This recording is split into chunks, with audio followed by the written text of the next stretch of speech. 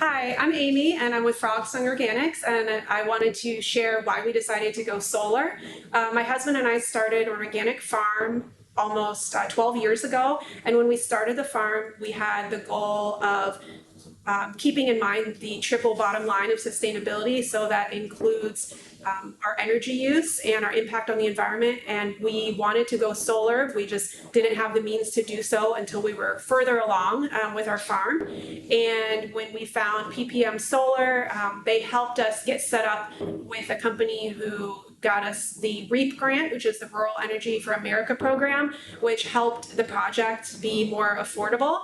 And so we worked with PPM Solar. They helped us design the project, helped us get some of the funding, and then they came out and did a great job with the installation. All of their staff was super professional and easy to work with, and we would definitely do it over again. Great, Amy. My name's Hadley, and as I was explaining to you a little bit earlier, your system is going to produce 31,197 kilowatt hours every single year. That's kind of an average figure, but that translates out to actually an offset of 2,488 gallons of diesel consumed every single year. And I know that you had some comments to make about that. Yeah, I was really excited to hear about how much diesel it potentially offsets, because we are a farm and we deliver produce, and right now we use a lot of box trucks for that activity, and they are heavy on the diesel. They're not really very fuel efficient, and they're the best option that we have. So we feel really good about being able to offset some of our diesel fuel usage to do the on-the-ground delivery of our produce to our customers and be able to offset that with producing solar energy.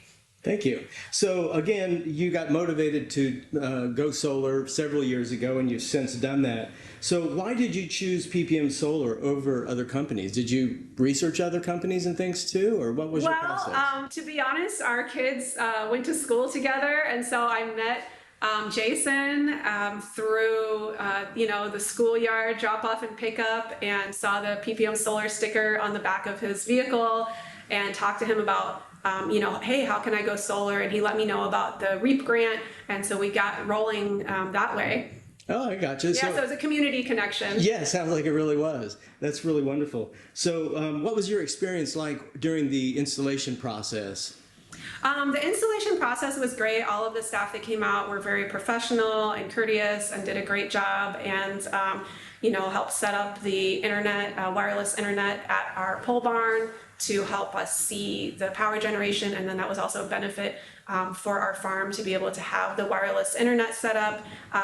They were also just helpful in advising and getting the project, getting all the electrical the way that we wanted. So.